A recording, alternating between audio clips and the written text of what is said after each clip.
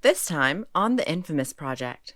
He is 10 minutes late so far. The next project, lemon dropped.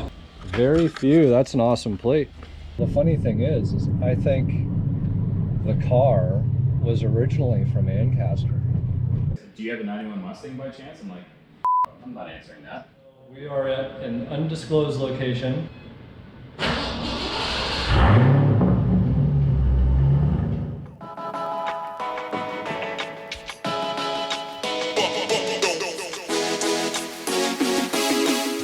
So what's up, guys? I'm over here at Chuck's place waiting on him. He is 10 minutes late so far. It is a hot day today, and the AC is not working in the BMW, which is a little annoying, but we are going to be stopping in our journeys today at Bimmer Sport in Toronto, who can hopefully get that sorted out so that the second half of the trip isn't in extreme heat. So a couple things for today. Hoping to get the 1993 yellow limited edition drop top out of storage. You might recognize some of the background of the scenery here. It is where a lot of my cars do get stored over the winter and when I'm away. And yeah, we're gonna get started on the lemon drop project real soon, hoping by the end of this week. If not, it'll probably be next week sometime, so stay tuned for those videos. Probably more exciting for later today is we do have this road trip, so not only to try and get the AC fixed in the M5, but to also go look at an original 1986 SVO that is through an individual that my friend Chuck knows, and he is interested in either selling the car or having it restored. So we're gonna go take a look at that and see what the car looks like, its condition, and see what maybe can happen there. Later on in the day, we are actually going to be going to look at my old 1991 DECH Coupe. So this was the white coupe that was slammed down on 18-inch driftars back in the day. I owned the car probably 15 odd some years ago. You might have seen it in my other videos or posts on my social media. So I'm extremely happy and excited that I have the opportunity to see this car, because I literally had no idea what had happened to it and managed to track it down late last year, and the individual is nice enough to have me go over, take a look at the car, hoping that there might be a buyback opportunity in there. It's kind of one of those cars that, you know, you wish you didn't let go, and I did. You know, it made sense at the time, but I know it's in good hands. It'll be great just to see the car regardless. And that's it, folks. I remembered from my last video, the next project, Lemon Dropped, which is a 1993 limited edition chrome yellow convertible, yellow on black leather interior. Just here in the storage area. The battery is dead, so we're gonna put a charger on it while we're gone for the day. Then we can get it fired up and moved over to the shop, where it's really just gonna get stripped down. So we're gonna dig into this, see what kind of gremlins there are in here. You guys might remember there's a little bit of frame rail rust that needs to be addressed. So hoping we can get the engine, the transmission out, and I have decided to go ahead and do a 5-speed conversion on this. I was gonna leave it automatic, but I just can't bring myself to do it. So here we are with the 86 SVO. Original owner. You bought this brand new? Brand new. Yeah. Brand new back in 1986. When did you buy that printer? That's become my stock room. Awesome, man. So you're from the Philippines? Yes. All right, whereabouts? Yeah. About 5 hours from Manila. Very few. That's an awesome plate. Hey, look at that. Oh, right there. Oh, yeah. So they're a Recaro style? Yeah, it's totally Recaro style. Yeah. So how many kilometers do you have on this? 147. 147. Did it open or no? It did, but I don't know where the handle is. It's on your. I've never opened an SVO hood. I think it's over here. I'll let you do it, Rob. Oh, it's up in there. Yeah, that makes sense. Oh, yeah. When's the last time it ran? Oh man. 8 years ago? Yeah, somewhere there. Why did you end up parking it? Well, because I have another car. I bought another car because I used to use this to go to work. Right. I never did that. So you drove it in the winter a bit, like a few years? Yeah. Pretty clean underneath. Considering that. It is clean, actually. It's pretty much you have to do is the rusted part in the back, the roof, and the hood. Also, it comes with, did they always come with Coney shocks? Yes. Yeah. Adjustable pony shocks at the front. Frame rails are good. Yeah, they look really good. Like when you look in this way on the tire, on the bolt side, where the K-member bolts in, it looks really clean. I think, I don't know, Because it's jacked up. Oh yeah. Oh yeah, it's super clean in there. It's been a little while, but oh man, that's solid. That's a beautiful opening door. Oh yeah. For anyone who doesn't know, when a door closes like that, that says it all. Honestly. Yeah. There's a little bit like underneath the door hinges, but like nothing that bad. When I bought this one here about 4 years ago, 5 years ago, that one, there's no rust like that. No way. No. It just started. Just started when I leave it here Probably a outside. good time to catch it. Yeah, now's the time to do it. Like, Yeah. you don't want it to sit any longer. Yeah.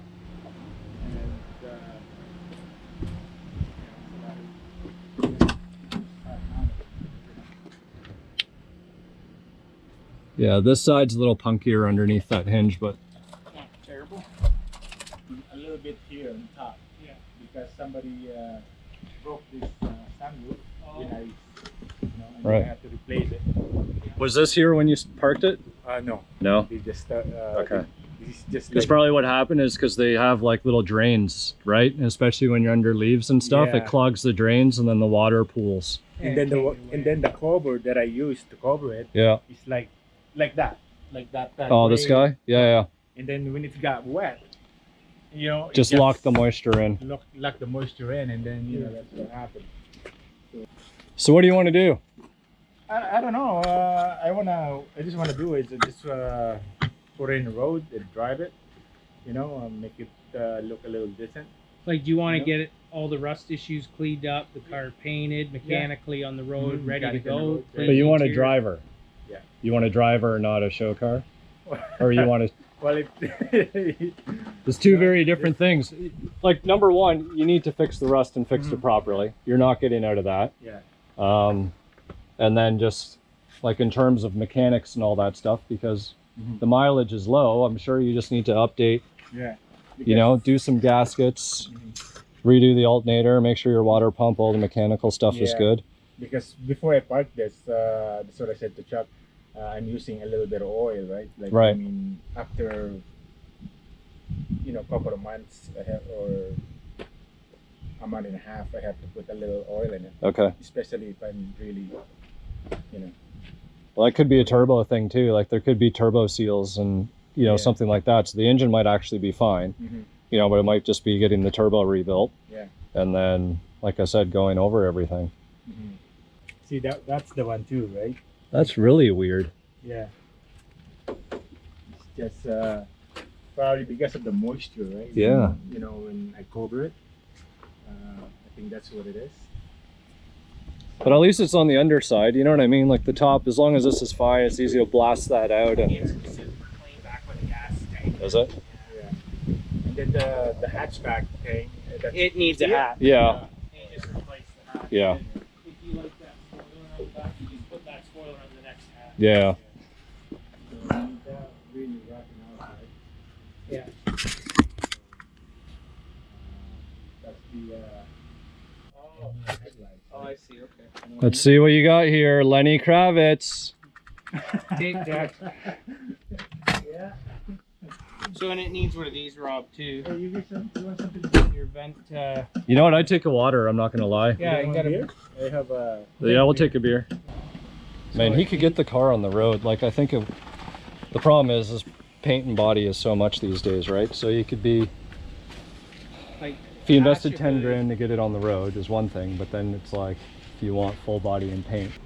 I would say like the buffer right now without going through numbers is, yeah, you're going to be somewhere between Mm-hmm. Yeah. but I would like to kind of narrow that window a little bit for you if I can. Yeah. Just so you don't get shocked or something. But that's the problem, you don't know sometimes until yeah. But I think that would be the key thing, is do it in stages so that, you know, I could manage your expectations. Yes. So it's like, get the car running, Mm-hmm. you know, make sure that everything is like mechanically sound. Yeah. And then, you know, we know the brakes are going to happen, but like maybe the fuel pump's dead, or maybe the brake you need lines. exhaust. The brake Right, you line need should- exhaust. Yeah, the exhaust. So, Yeah. you know, that's another cost. So, Yeah, throw a parts list together, because Yeah. the stuff we know it'll need. yeah, I think that would be the biggest thing. Like if we know that it was the seals that was burning the oil, you know, we can do a compression test, leak down test, make sure that everything in the motor is good. Yeah. That way, if it just needs, you know, gaskets and a cleanup, then that's no big deal. Yeah. Worry about the turbos, get the exhaust and the accessories taken care of. Coolant flush, Yeah. tranny flush, diff fluid flush. Oh yeah, definitely. Yeah. Just all fresh fluids and Everything has to be Yep. flushed out. Well, hopefully we can get it back on the road in its glory and you can enjoy again. Hopefully. All right, so we're out here out front of Beamer Sport Automotive. It's the M5. We need to get that AC checked. Hit a huge rainstorm, and nothing is worse than having rain coming down and you can't have your windows down, and it's hot and it's humid and it's sticky, but hopefully you can get it sorted out. And then we're going to be at our last stop of the day, which is to go see the old 1991 DECH Coupe. So I ended up doing something late that night. I got into a few drinks. I'm like, I'll never get out. So I drank all night. I showed up in his laneway. You're leaving at 5. And I'm in his laneway sitting on the hood of the Saturn drinking. And he's like, you haven't gone to bed. I'm like, no, we're going to Ancaster. Drinking. See, I was excited. Let's roll. So a bunch of us go up here, and it's right here where this big barn is. The funny thing is I think the car was originally from Ancaster. Really? Yeah, like I'm like 90% sure, because Wes used to go to school up here. So this is where the Ancaster flea market is. So all these barns are full of automotive, even this big main hall. Indoor flea market, outdoor, all automotive. Like you can't get a fucking vehicle in these fields during this flea market. Like these fields are jammed. See all the parking? Like, Oh, yeah. packed. We showed up at like 8 in the morning, and it was fucking loaded full of people. We're like, we're gonna miss all the deals. All right, so we are at an undisclosed location because the owner of my old 1991 Mustang is very private, and we're very fortunate enough to even be in this amazing space, which I can't even tell you what some of the other vehicles are. All that I can tell you is that I have a huge smile on my face, because it's not just about this car, it's just been an amazing way to end the day. So here it is, the 1991 white DECH Coupe that was nicknamed Snowflake, and this car was built in the early 2000s, maybe somewhere 2003, 2004, I'm so overwhelmed with everything, I can't even remember the years. So the car has barely changed since I sold it, and the current owner is actually someone who bought it off the individual that I had originally sold it to. And other than the wheels and tires, which you can see from the outside, nothing else has really changed. In terms of the interior, I did have Recaro seats in it once upon a time. Now they are just black tweed, but the black interior conversion that I did, the white face gauges, A-pillar gauges, the Steeda shifter knob, all of that actually still holds true to the car, and the paint still looks phenomenal. Quarter window moldings, everything just looks so good on this car. It was underneath an amazing car cover. I've never actually seen one like it before, but you can tell this car hasn't seen rain, and it looks great after all of these years.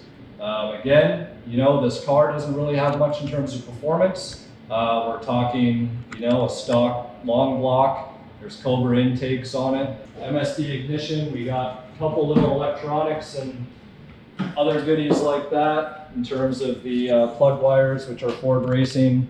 It does have an upgraded radiator, electric fan, Cobra intakes, and a cold air kit, and that's about it. It's really, other than that, mostly visual. And you can notice, you know, there are corner lights, which were a big thing, and the rear still has the now ultra rare clear taillights. And you can't even find these anymore. These used to be for sale online.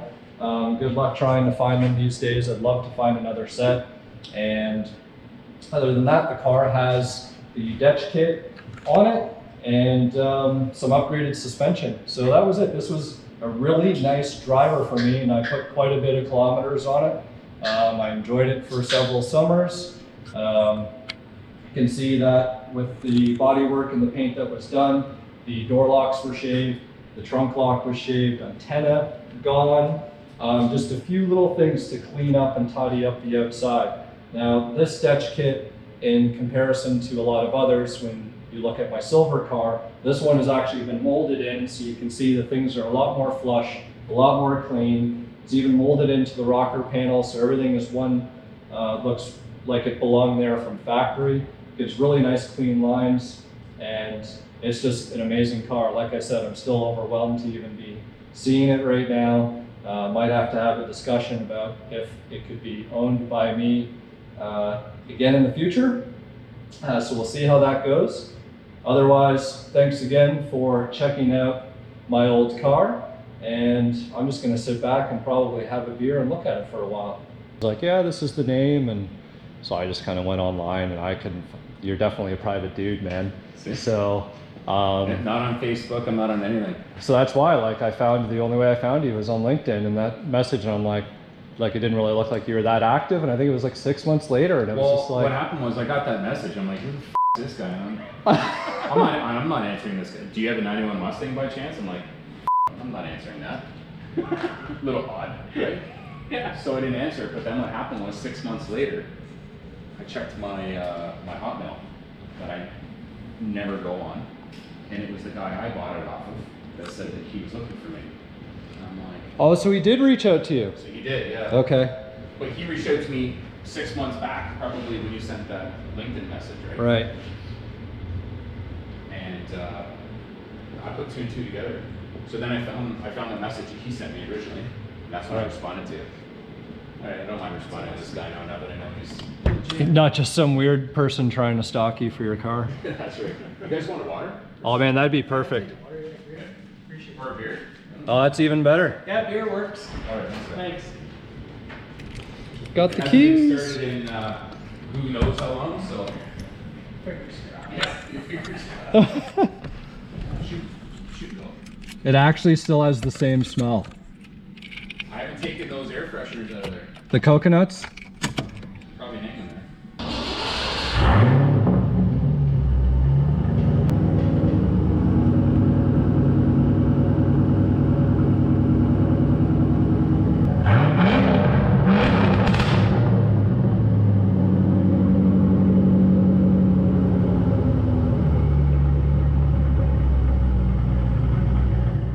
Next time on the Infamous Project. Can't get it out. What? I can't get it out. Oh man.